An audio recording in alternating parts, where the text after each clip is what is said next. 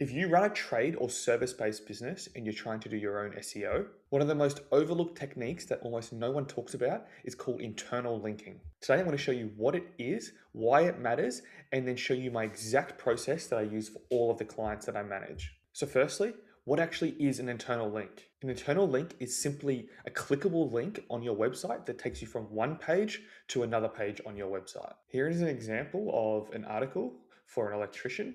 Do I need a switchboard upgrade? I go into what is a switchboard and what it does. And then you can see here the little blue highlighted PowerPoint. That is an internal link. So if I click through to that, it's going to take you to the PowerPoint service page on their website. As you go down, here's another one to the switchboard page. That's the most relevant. And then a few others throughout the page. This one here is actually an external link because it goes off the page to another site here. And here's another internal link here to another one of their service pages. Google uses these internal links to do two things. First, it crawls your website by following these links. If a page has no internal links pointing to it, Google may struggle to even find this page. Second, and this is the big one, Google uses internal links on your site as a way to determine which pages are the most important. So if you have 10 blog articles all talking about the switchboard topic and none of them actually link to your switchboard service page, then Google has no way of knowing these pages even matter. The best part is this task is completely within your control and it's really simple to do. So the process starts with recording all of the current internal links that you already have on your site. I use a really simple spreadsheet and it has these 5 columns here: target page, referring page, anchor text, date added, and notes. So the target page is the page that we will be linking to. This is the example we're using today. It's a client of ours website. So we're going to be linking to the home page. We'll put that there. Then we will find all of the pages that are linking to this home page. We will record the anchor text. And if we know the date, we'll add the date there as well. And then if you have any sort of special notes or anything like that, you can add them there as well. One thing worth noting is that we are focused on what's called contextual links. So they are links that are actually in the body of your page and don't count as a header or footer or any sort of navigational links that you may have on your site. We only care about the links that are intentionally placed throughout the content. Now, if you have a smaller sort of website with only a handful of service pages and articles, you could just sit down and go through all of these pages and record all of the internal links, and that shouldn't take you too long. But if you do have quite a significant sized website, it might be worth following this next process, which includes running your site through a program called Screaming Frog. And then you can download all of the URLs and links that way. And then from there, we run it through Claude with a certain prompt to filter out all of the links that we're looking for. I'll just run through that process now. Okay, so this is called Screaming Frog. I'll leave a link in the description to this program if you want. It is free for up to 500 URLs crawled, so most people should not have a problem, and you shouldn't have to pay for any sort of licensing fee as long as your site, of course, is not too big. So we want to just paste the URL in here, and over here we want to select HTML, and then we will start the crawl. And I'll get back to you once this is done and go through the rest of the process. Okay, so this crawl is now complete. You can see we have all of the HTML URLs. So we scroll down, we have 29 pages, which is relatively small. So we want to just highlight all of those. And then you want to make sure that you have this tab here, in links selected. All right, so if you scroll down to say one of our pages, just the security screens hub page, you can see that is the target page.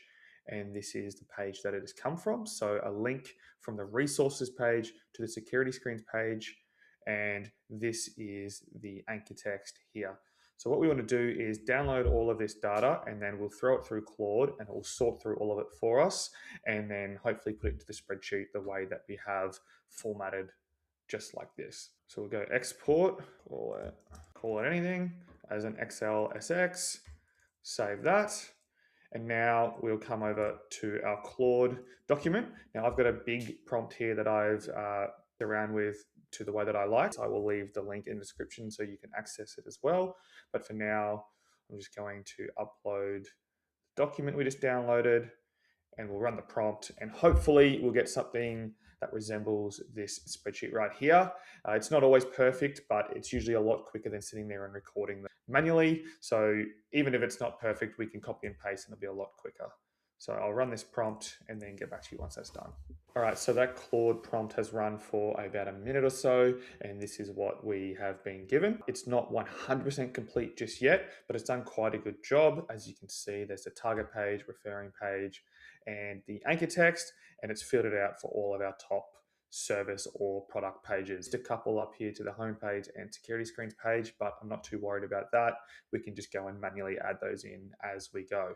So what you want to do now is just download this file and come over to a blank Google Sheet or spreadsheet, import this, upload, choose your file. From here, I just want to replace the spreadsheet, and there we go. We can now start just copying and pasting. So if I go over here, I might want to just start somewhere there. There we go. We have our force field internal links on the website.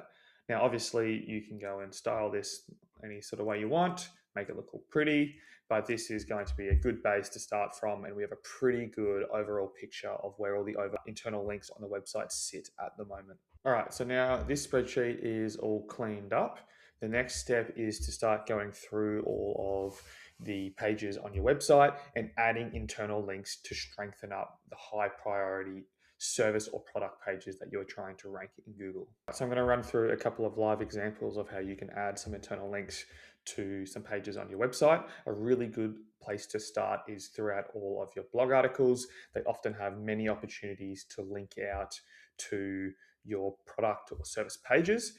So I'll just go into this one and edit this post. Now, another thing worth mentioning is the importance of what's called anchor text. And anchor text is simply the text that you use on the page for your internal link. So when selecting an anchor text, you often want to use either an exact variation of your target keyword or a partial sort of variation, something that gives relevance to what you are linking to. So if you haven't already done the keyword research for your website, pause the video now, and I've got a link above the video so you can follow that tutorial and get all of your keyword research sorted before you dive into this. So you can see here, this is our keyword research doc, and we have all of the target pages as well as the keywords that we are targeting for those pages. So you can see this one here is the home page, and we're targeting just a general broad security screen sort of keywords, security screens Brisbane. So if you go through the text here, choice of protective screens on Windows, here we could change this to security screens. And then from here, we could add a link to the home page. And just like that is how you add an internal link. From here, what I would do is just grab the URL that you linked from back to our document. So we linked to the home page and we linked from this page, and the anchor text was security screens and the date added was the 4th, just like that. Here is another example of where there are some internal linking opportunities within a blog article. Down here, this is an article about the costs of security screens. Here we have a little table, and inside this table there is Diamond, ProTech, and Forcefield. And if you look at our keyword research document, Forcefield, ProTech, and Diamond, so these are pages that we want to target with some internal links to hopefully improve their rankings. So I would just go into here, so it's Diamond, ProTech, and Forcefield. Just like that, we have added 3 really important internal links that will strengthen the product pages that we are trying to push. So what I would do is just sit down a couple of times over the next few weeks and just set an hour aside and just go through all of your blog articles and make sure that you are linking to all of the relevant pages. If you want to speed this process up, you could, for instance, grab your keyword research, throw it into Claude and be like, these are the keywords I'm targeting. These are the pages I'm targeting. I'm going to give you a URL. I want you to scan the content and find me some internal linking opportunities. And you can just feed it a page at a time and it will find you all of the spots in the content where it makes sense. And you can just copy and paste that way. or you can just do it manually. So there you go. That is how you download all of your current internal links on your site, record them in a spreadsheet for easy use, and then add internal links throughout the pages on your site. You don't have to do this just on your blog articles. You can do it from service page to another service page where it makes sense. Try not to force these internal links or stuff them in where the content sounds a bit funny. Google's just going to recognize that and won't count them anyway. Make this part of your process every time you upload a new page or a new blog article. Make sure you just spend a few minutes going through and adding internal links to the pages that you really want to push, because it is a super underrated SEO tactic and it really does help with your rankings. So if you found this video useful, please give it a like and also subscribe to the channel so that you don't miss out on any other future content. Cheers.